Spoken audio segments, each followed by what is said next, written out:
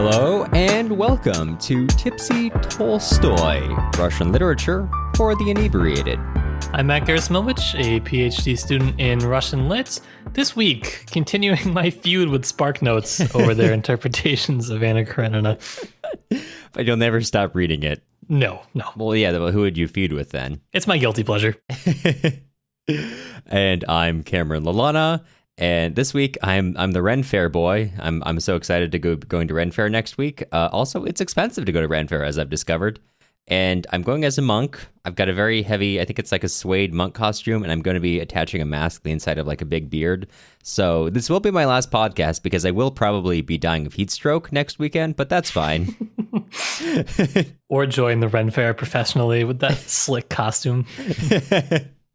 I'll just be taken in by the Ren Fair carnies. It's only a matter of time.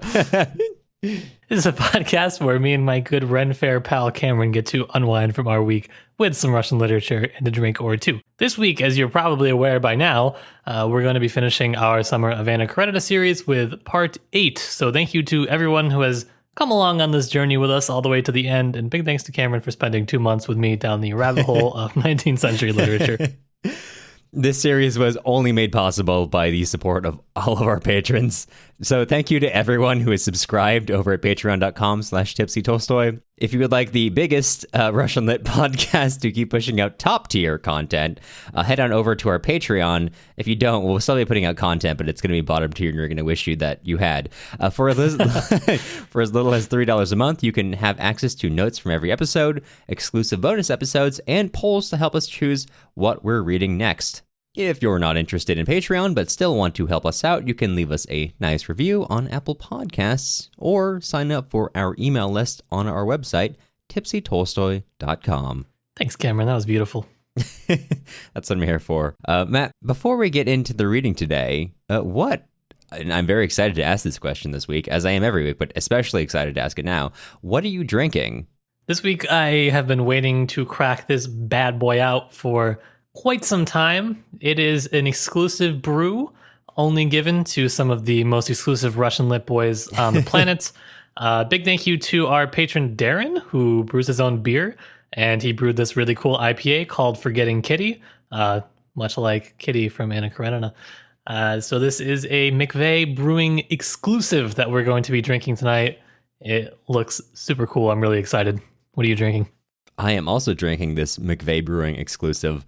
I love the label on here. It's got a bunch of peasants working, like cutting wheat in a field, and it looks so good. This is so aesthetic. I love it so much. Yeah, when he first told me that that's what the name of the beer he was brewing was, I did not put it together. I was like, oh, that's a weird name for a beer. And then I got it, and I was like, oh, that's right, because I run a Russian literature podcast. Yeah, Matt sent that to me. He's like, hey, you should take a look at this. This is really cool. And I was like, wow, that's amazing. It's well, it's just amazing in general, but also it's Tolstoy themed. And then like a week or two later, you were like, oh my god, it's an Anna Karenina themed beer. I was like, you've been sitting on this whole time? I'm not the smartest tool in the peasant shed. Well, be that as it may, hopefully by the end of this podcast, we'll also be forgetting Kitty when we drink this. I also, he sent us a second beer called, and I'm probably going to horribly mispronounce this, La Chayette, which is a dark saison. I'll probably be breaking that out at some point in this episode because I'm super excited too. There's an owl on the label and I love it. Yeah, that one's up next. Yeah, La Chayette is also going to help me forget Kitty in this episode, so. Thank you to all our patrons, but also really thank you to Darren for giving us free beer. Yeah, that was super cool. We've come full circle to what we've always wanted. All right. Well, speaking of forgetting Kitty, let's talk about forgetting Anna, as in going back to what we're all here at Anna Karenina for, just farming content. I think part 7 had to be the Karenining because part 8 is very little Karenining to be had. Part 8 is maybe one mention of Karenin?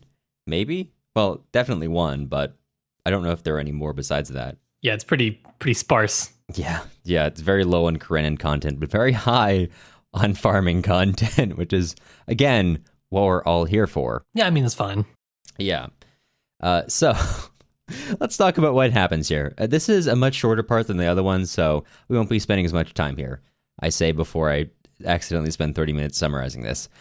So we opened part 8 with the most important character after Anna's suicide, Sergei, Levin's brother, who we were all after his failed romance with Varenka. We were all really waiting to figure out what would happen to Sergei.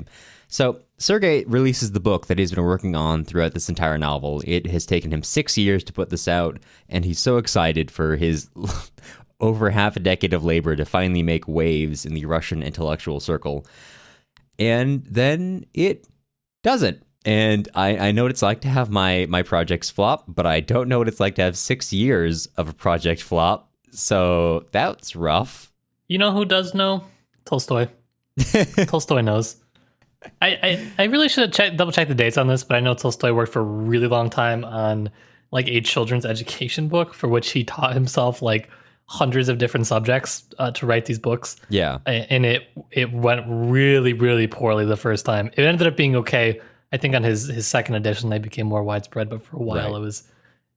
So I don't really know if that's supposed to be a biographical detail or not, but could have been interesting. Yeah. Well, what definitely wasn't a biographical detail is after this fails, at this time, the Serbian War is breaking out. And so the Serbians are now fighting against the Turks. And this has become a cause célèbre in Russia. And Sergei sublimates his existential angst over releasing a book that no one liked into getting really into the Serbian War. That's taking up all of his time now. And he decides after a while that he should probably take a break between, that huge book and also now, becoming a kind of a cheerleader for this war.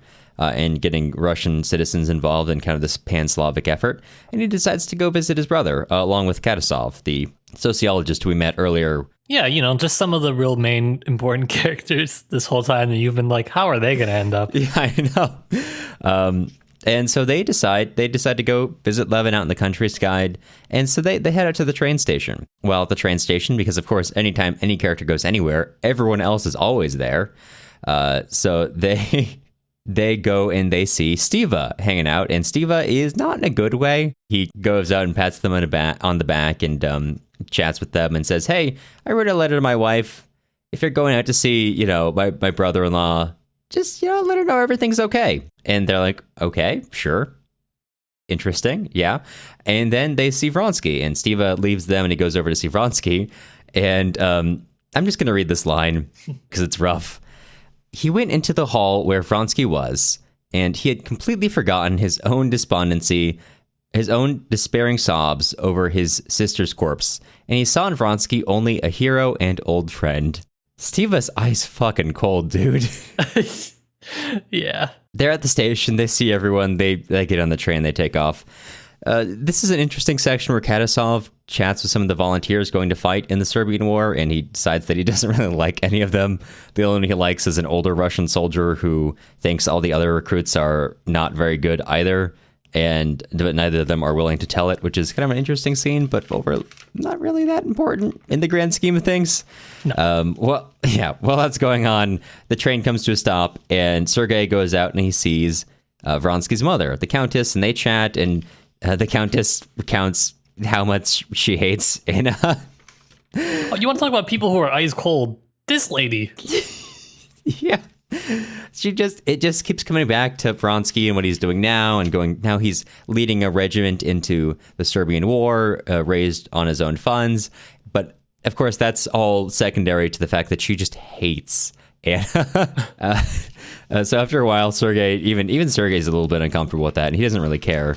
And so he just kind of leaves, and he goes and he finds Vronsky to chat with him. And Vronsky and him kind of see eye to eye. Vronsky has now found new purpose in fighting in the Serbian War, and in the way he speaks, he very heavily implies that he probably intends to die in this war, which Sergei very awkwardly kind of claps him on the back and is like, "Yeah, that's heroic, bud. You should. That's good. That's good. That's a good thing you're doing." That's great. You're leaving the house, pal.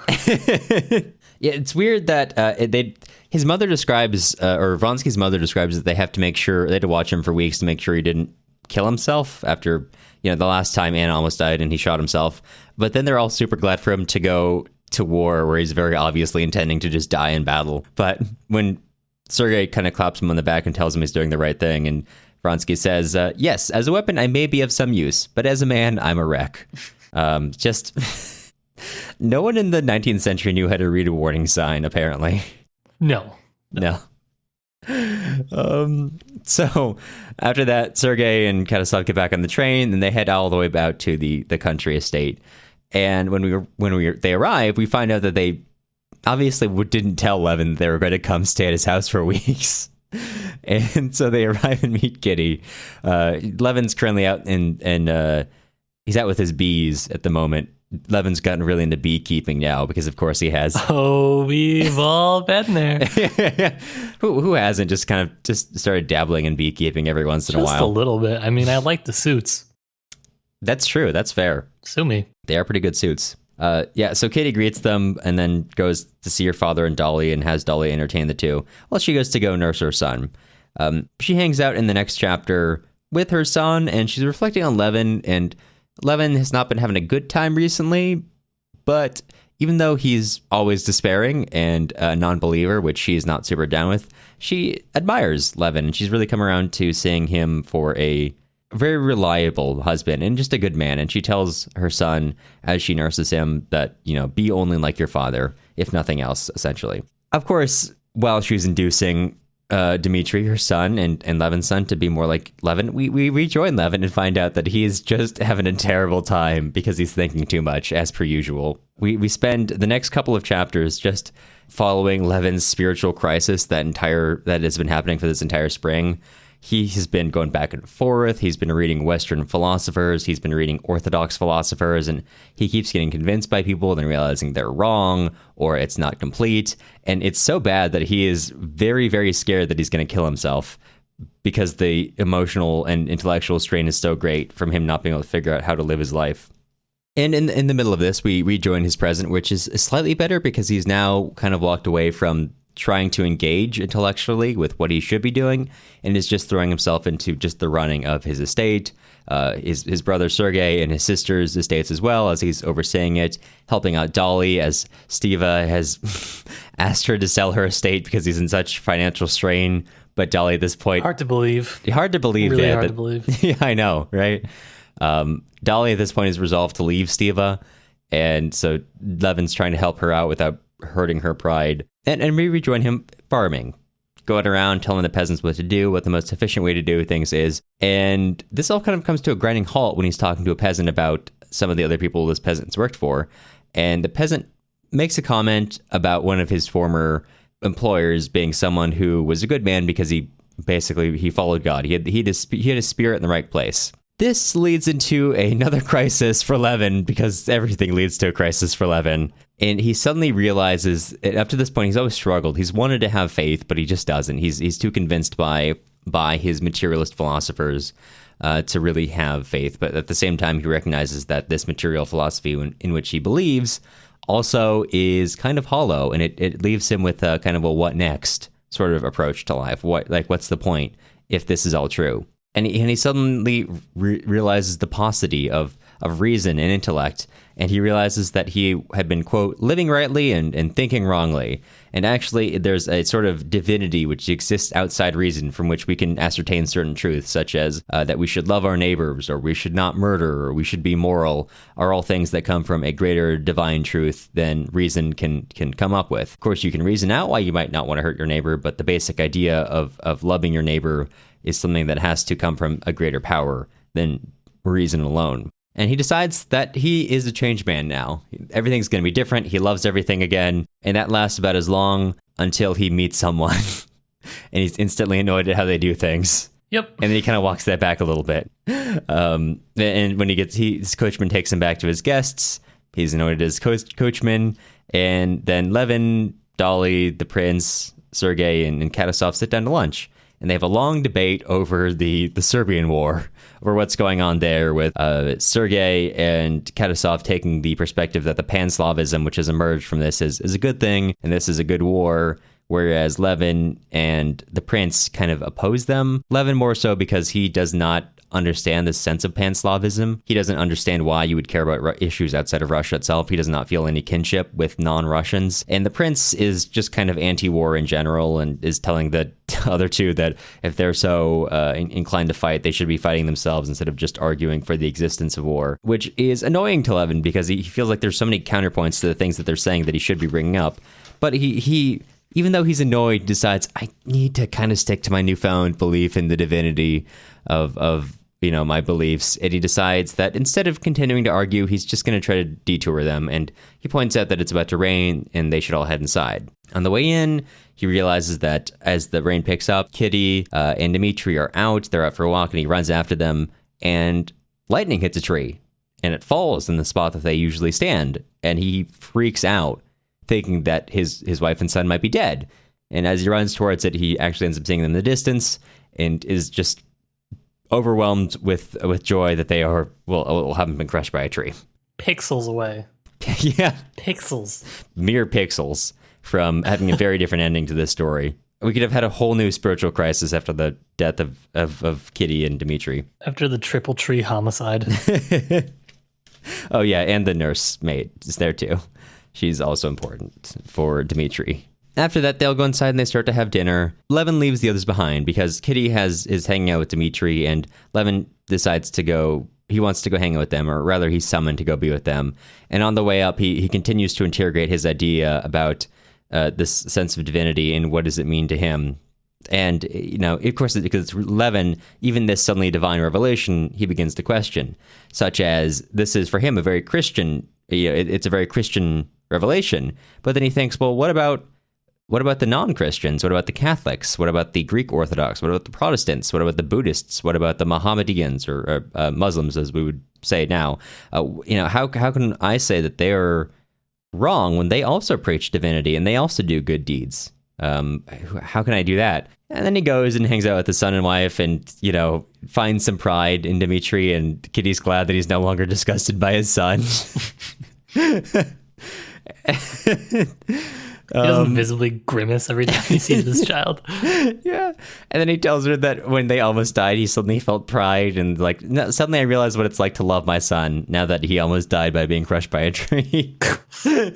And then he leaves to go outside and he stares up at the sky and realizes that this divine truth for him, in relation to the question of other religions, that's not a conflicting thing because he has his divine truth and those other religions have their divine truths, and it's not his place to say the rightness or wrongness or try to think through their beliefs. So this newfound sense of kind of religiosity, but a religiosity that exists outside the Orthodox Church and religiosity that doesn't necessarily exist within, it exists within Christian strictures without being, I don't know, totalizing, and the term that you like to use in relation to Tolstoy's philosophies on life. You know it, baby.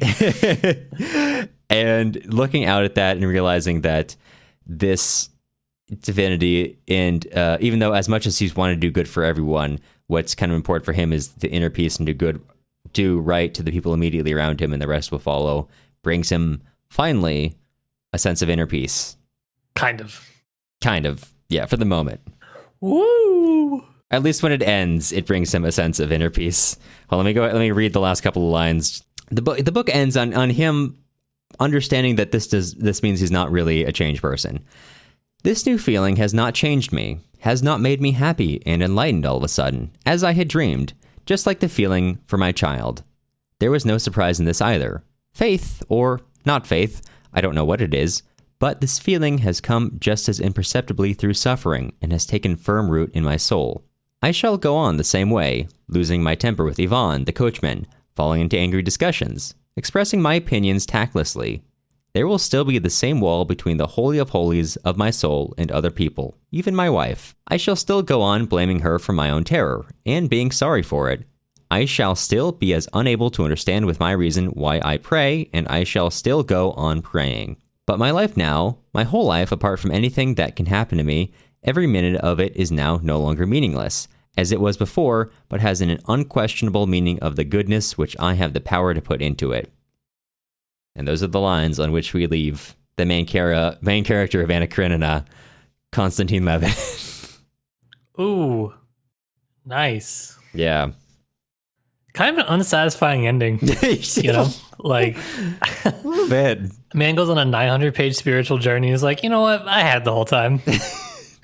Turns out it was just a vague feeling in the divinity of things that doesn't change the way I act, but just means I've got meaning. Like, I guess it's profound in its own way. I think it is actually. I think it is interesting. It is. I just think it's on the surface level. It's kind of like, oh my god, why did I read this?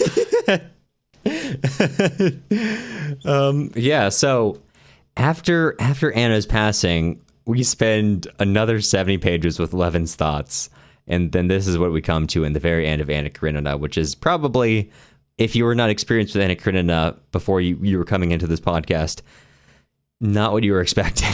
No.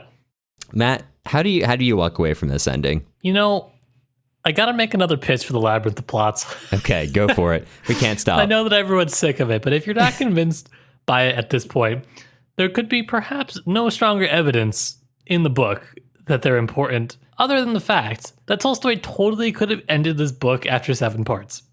1, 7's a better number than 8.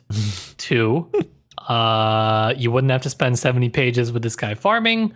I mean, that's, you know, it would have been probably, I don't want to say a satisfying ending, but it would have been a more conclusive ending had he ended it after the last part. Yeah. But then you wouldn't get the conclusion to Levin's spiritual journey. But I think most people, you know, as you're kind of reading this, maybe your first time, or if you're not really familiar with Tolstoy, you're kind of like already pushing that to the back of your mind. But no, Tolstoy does not let you have that. He says you are going to read 70 more pages of this until you understand why it's important. And people still don't. But not the viewers, not the listeners of this podcast. They will understand. They will understand the labyrinth if it's the last thing I do. So anyways, it's bringing your attention back to it. So it's probably pretty important. Yeah. I mean, again, drawing back to the comparison, like the kind of somewhat vulgar plot comparisons between Levin and Anna, again, you can point back to spiritual crisis, drives them both to the brink of suicide. Anna does follow through with that, but Levin finds God instead. Again, points in their lives which are essentially the same led to very different endings by the particulars of their circumstance. Can I do my feud with Spark Notes? Yeah, please go on with your feud about Spark Notes. Okay. Well, I'll summarize a little bit on the last. I just like to see what their analysis says so that I can have someone to mentally spar with. Sometimes when I prep, it jogs my memory and gives me good thoughts sometimes. And they're talking about how well, there should be air quotes, feminist critics feel that Anna Karenina kind of, the 8th part leaves a strange impression on them. I don't know what feminist critics they're referring to here. I wouldn't do that. Not going to get into it. Wouldn't do it though. But there is this part where, as kind of an example of that, SparkNotes says, and I quote, "All the compassion with which Tolstoy has represented the complexity of Anna's situation goes up in smoke when Countess Vronsky is given the last word, calling Anna lowly and mean." Unquote. And yes, I will read the line from the Countess when she says, "Yes, hers, Anna's, death was the fitting end for such a woman. Even the death she chose was coarse and vulgar." And now I would say that that's not actually the last word, because if you have even 2 brain cells left when you're reading this, you would think, wow, that's pretty harsh for what actually just happened to the 7 parts that I read. And I think that's the impression that you're supposed to be left on. I don't think she has the last word. I think you as the reader have the last word when you conclude, as SparkNotes kind of almost does, but not quite. But that I will conclude, is that you actually had the last word when you have, you've kind of compared what she says to how you feel. And I don't think all the sympathy that Tolstoy drums up for Anna and whatnot, I don't think it goes away because of that. If anything, it evokes more sympathy. If anything, it refutes the simple explanation that this is just a story about someone who's done something wrong and is punished because of that. Based on the reaction that I had, and that I'm assuming other people have to hearing that line, that you cannot claim that that's what Anna Karenina is about as a result of that. well, even the character listening to her kind of has not exactly a negative reaction, but Sergei's response to her saying that is, "It's not for us to judge, Countess, but I can understand that it has been very hard for you." That's a man who's trying to get out of a situation without committing to any one stance on this. Oh yeah, that's like family dinner table at a holiday kind of evasion right there. Yeah. It's skillful. Yeah, it is. So yeah, to your point that it's weird to take that away as the final word when we as the reader have a final word on that. We can judge characters independent of what order they appear for rightness. And secondarily, right. Even the characters within don't have positive reactions to her statement. At the best, it's neutral. Yeah, I'm not gonna touch the feminist criticism now because that's like too much. Well, Spark Those kind of says that, you know, the female storyline vanishes. Anna is hardly mentioned. That's no one's arguing that makes it not anyways. And that like Levin's conclusion is arguably sexist. I don't think Spark Knows is saying that. I think they're summarizing points of views, but you know, you could make this argument, but it's too much. Tolstoy's position on women is too much to discuss in one episode, I think. Yeah, I don't know if we're right. It's I don't know lot. if we right now. I don't know if we are in a position to discuss Tolstoy and women. A, in this episode, and B, I would need to prep a lot for that episode. That's I need to go read the Kreutzer Sonata first, and then I need to go pray away the Kreutzer Sonata. Yes. Oh yeah. Yeah, that's an entirely different can of worms. Big time. Yeah, but I want to go back to the kind of religiosity that Levin takes on, because I think that's really, and I'm going to go very outside of the realm of literature critic here for a second. Do it. You're gonna cosplay as a monk at the Ren Fair. You deserve to do it. Yeah, well, speaking of religiosity, have you ever read Imagine Communities by Benedict Anderson? Oh boy, have I. Yeah, we all have. We were IR majors. Well, actually, they don't make that many of us read it anymore. But if you aren't aware, yeah, I actually couldn't read until I started my PhD. If you aren't familiar, Imagine Communities is a pretty foundational sociological text on the modern study of nationalism. Now it's a bit outdated. There's definitely been a lot of work that's built on that. That's probably more relevant, or you could, and I use this loosely, better by virtue of having shoulders to stand on.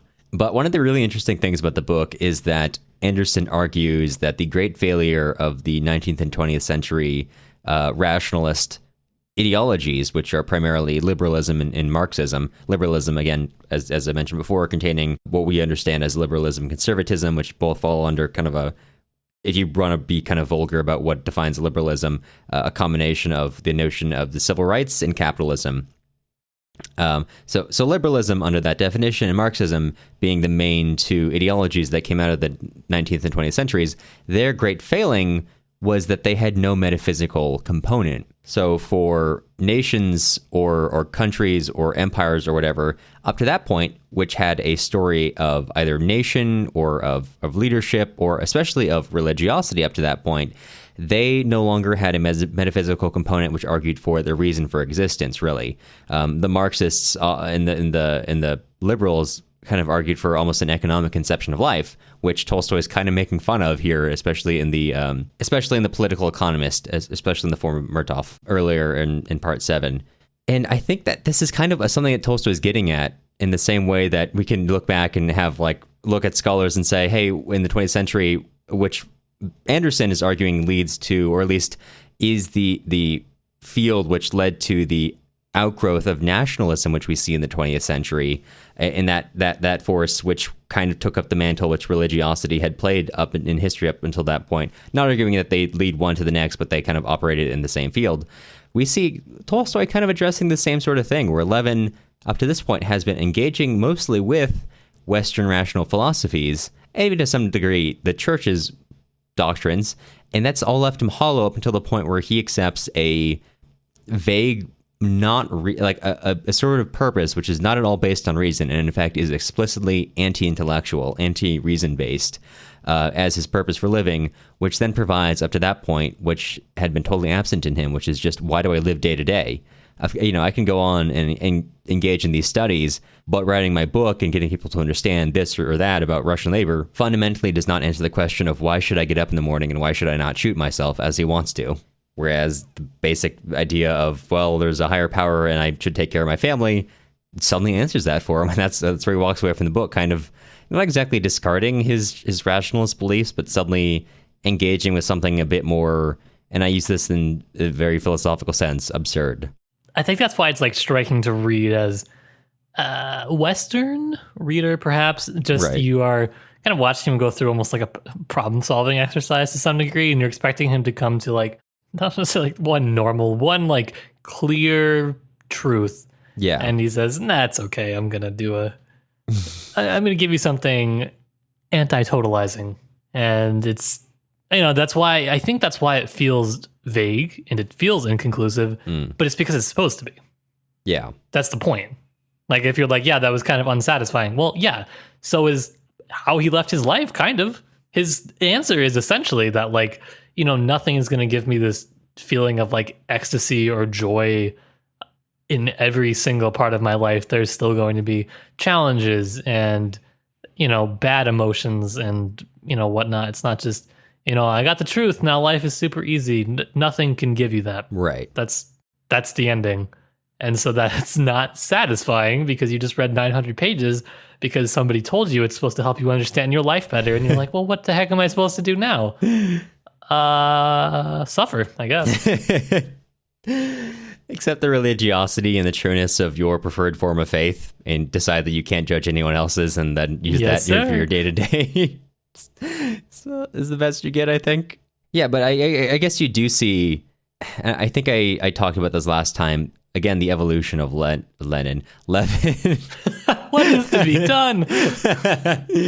You see the evolution of Levin from a very insecure intellectual to the end where, and this is somewhat true in the last part, where he starts by being very argumentative to being somewhat listening when he's with other landowners to argument by disassociation, or by argument by dissociating.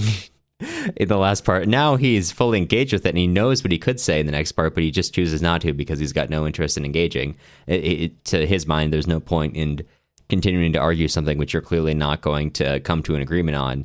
So he's becoming more firmly entrenched and comfortable in his ideas to the point where he just doesn't feel a need to defend them all the time. He can if he wanted to, and he says he probably will keep doing that, but if he just doesn't want to talk about it, he's just going to disengage and go inside.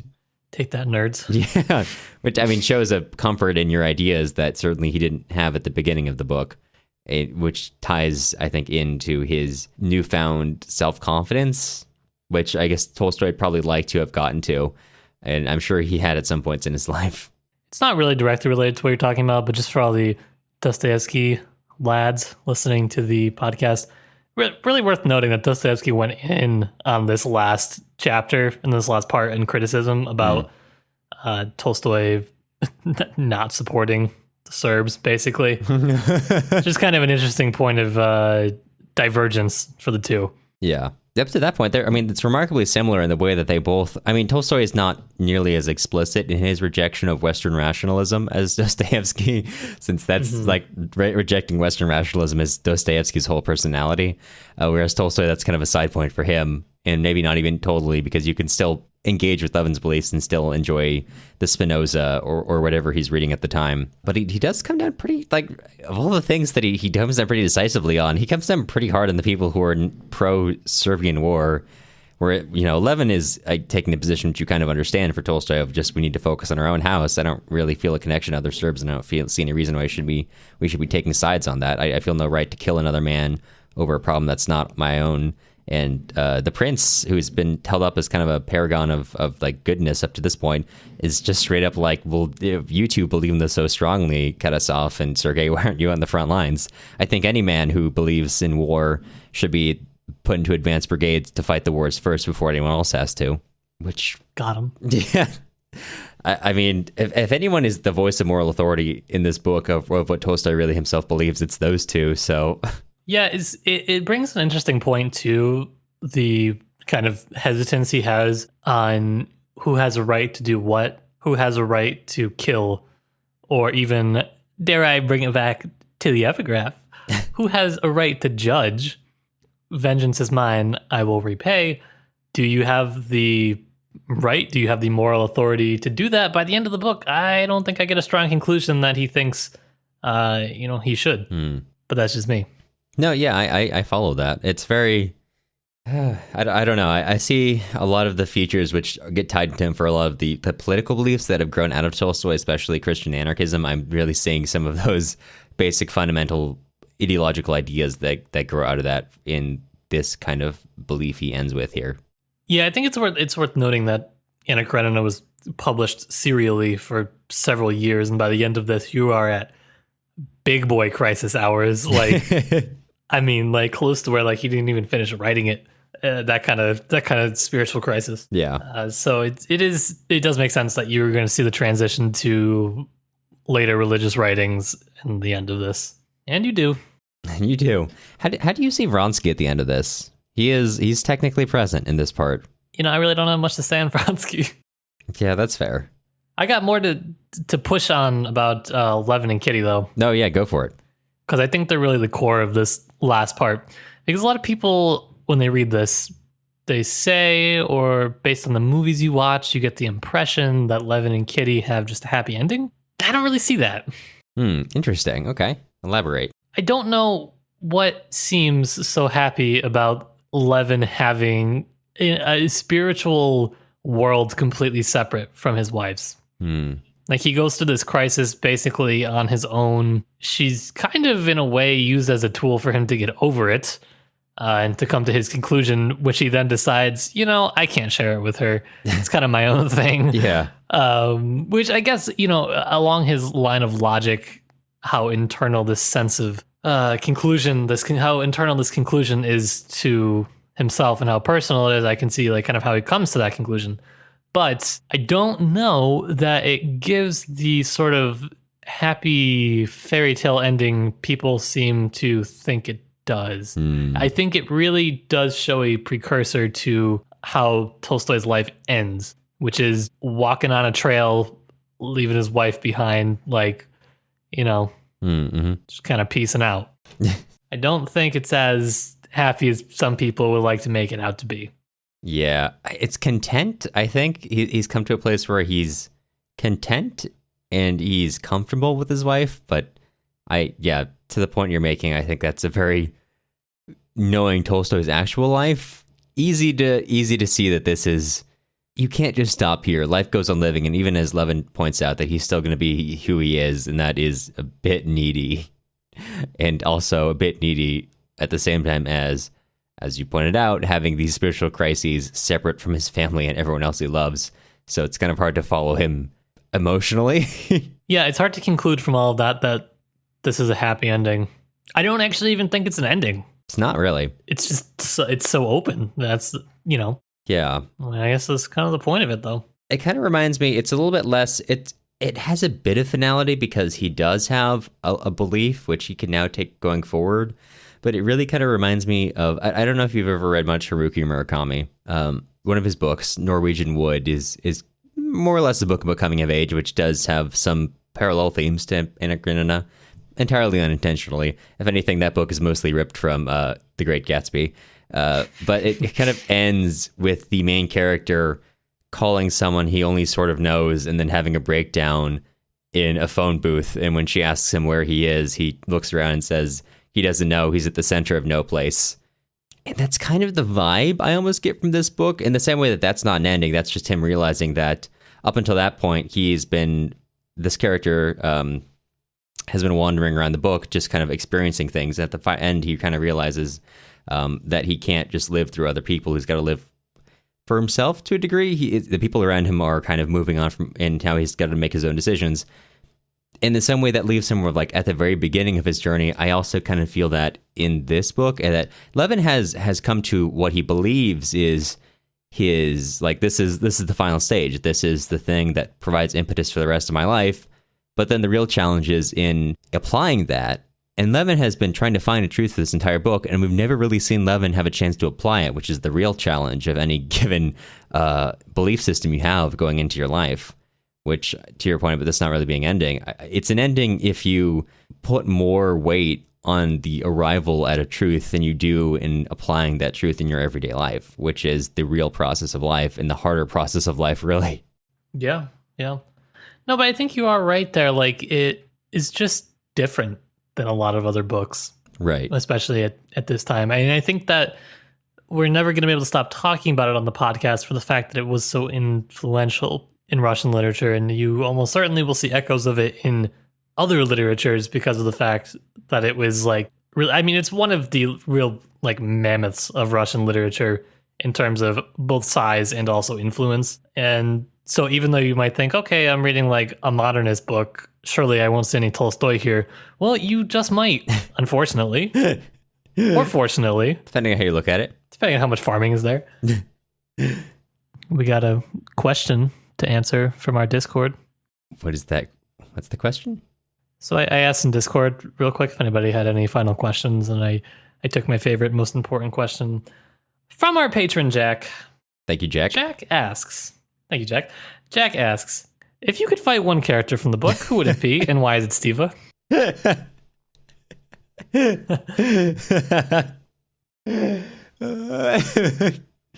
I mean, is my answer supposed to be reflective of someone I dislike? Or is it supposed to be reflective of who I think I could win against? Because those are very different answers. Okay. Because obviously it's going to be Stiva in the former case. Yep. In the latter case, God, I think I'd have a pretty good chance against one of the malnourished peasants in terms of... Yeah, probably them. I feel like I could take maybe one of the intellectuals. Oh, that's a good point. Yeah, we could probably beat the shit out of Sergei. Yeah, dude, I think I would get murdered by one of the peasants, even if they were malnourished. I don't know. The strength of their weak cutting hands would just strangle the life out of us. The way that they know how to live truly moment to moment would really be too much for me to handle. You'd walk out there ready to fight, then you see their happiness of working with their families every moment of their lives, and then you just fall to your knees and let them kill you because they truly have the better way of living. Absolutely ended. Yeah, no, that's fair. All right, so I guess Sergei Levin would also beat us in a fight, so it's got to be the weaker brother. Well, yeah, considering Tolstoy wrote himself into the character, he has like some, he's going to be jacked. Well, he is jacked. After all that mowing, yeah, I mean, his musculature has come up at least once, maybe twice. Absolute unit. Yeah. So final answer, Sergei is who we would fight, I guess. All right, done. I'm glad we're finishing off our series on one of the most influential books in all time on which character we would fight. That's good. Well, the people demand an answer, Cameron. They do. I do want to touch on Stiva real quickly and say that I think it's interesting that Stiva, in our discussions of how this book is truly a reflection of life, Stiva does not have any, even though he's in dire straits by the time we leave him, he does not go out with any big bang, any big comeuppance for his life. He's just moving one moment to the next, and now he's in a bad state, and who knows how he's going to be tomorrow. He's still out there schmoozing, carousing, hanging out with his dead sister's sort of husband. Kind of just vibing. Yeah, he's just out there vibing still, which, I mean, I guess to some degree, that's like the worst combination you can get in a Tolstoy novel, in that you just don't have an ending of any sort, happy, in progress, or whatever. You just keep going on about your life without ever interrogating how you're living it, or pulling yourself in a spiral, which is where we leave Stiva just kind of passing off in history in bad financial straits, and his wife trying to divorce him, or at least separating from him. Vronsky going off to probably die in the Serbian War. Karenin taking in, Vronsky's daughter, as, and then, who knows what after that. Yeah, I don't know that it's possible to compare exactly, because it's really different situations. But I think it does raise the question when the Countess is really going in on Anna, and, then we've talking about Stiva in the same chapter, and you're kind of thinking, well, who did the worst thing? Yeah. I don't know. I think it's kind of tough. I think Stiva still takes the crown for the absolute worst person in the book. I mean, yeah. I think it is interesting that that the book is named after Anna, for a character who ultimately is, frankly, her role is to provide a contrast against the real character of the book. It's to provide more weight to his decisions and the fact that he doesn't ever do anything. Yep. Yeah. Yeah, so take that, everyone who thought it was going to be like the movies. You got bamboozled into reading it. You got bamboozled into reading a spiritual crisis. This is one of the greatest books of all time, everybody. We got you. I gotta say, like, walking away from this, like, going back to kind of a serious topic for a moment, I did not know what to expect coming away from Anna Karenina, but for what has often been regarded as one of the greatest achievements of novels that has been written, I think it succeeds on so many fronts that we don't give it credit for in the public sphere, that it's just like treated as, great book, makes you smarter, great love story, whatever. But that reduces it so much just to speak about it like that. It's not an unimpeachable book. It's a book which you can criticize on many levels, but that's kind of what makes it fun, in that it's an attempt to engage with imperfect ideas. And certainly Tolstoy is walking away with an idea which he thinks is correct, but has taken 900 pages of him just kind of theorizing to get up to that point. And up to that point, it's been affairs, horse races, farming, gambling, marriage, death. It's just a book about features of life. And the fact that Tolstoy has taken just a couple lives, put them into this labyrinth of plots, and then made it something that you walk away and you just feel plots. and you just feel as if you've lived that, because in some places the details feel excessive, but that's just kind of like living out those lives, and it feels like a success, not because it's a great novel, but because it's a great reflection of lives. Yeah, it's really an active reading experience. I mean, like you said, if you are critiquing it, then it has succeeded, I think. Mm-hmm. I think that's the point of it. And you're not supposed to agree with everything. You're not supposed to walk away with this saying, okay, I've got the key to life now. That's the whole point, is you don't. Nobody does. Yeah. So enjoy that for your own impending spiritual crisis. Yeah. Oh, my last note, and this is in fact, this is badly timed, because this is not necessarily where we want to leave our series on Anna Karenina for the time being.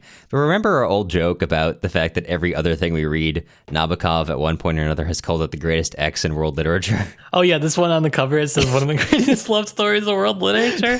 Like, did you read the book? Yeah. You read the serialized version as a child and then just stopped halfway through. Dude read like parts 1 and 2 and was like, yeah, it seems good. I'll put this on the jacket. I don't know how I didn't notice that until this week. After like a solid almost 3 months with this book, I'd never looked at the front cover enough to read that. I like every time I pull this book back out, I forget it's there and I almost have to spit out my drink when I read that quote. What doesn't Vladimir Nabokov thinks is the greatest X story in world literature? That's the real question. Well, we might find out next week. Yeah. Okay, well, speaking of, we've gone a little bit over time, but I think that's permissible for the final, for now, episode on Anna Karenina. For now, yeah, leaving for now, final episode of Anna Karenina. Matt, on a scale of 1 to Yeltsin. Actually, no, I take that back. I need to make this more theme appropriate. Matt, on a scale of 1 to Stiva, how drunk are you? I don't think I could ever be a Stiva, actually, on the scale, because I don't think I could ever have that just such disregard for human life.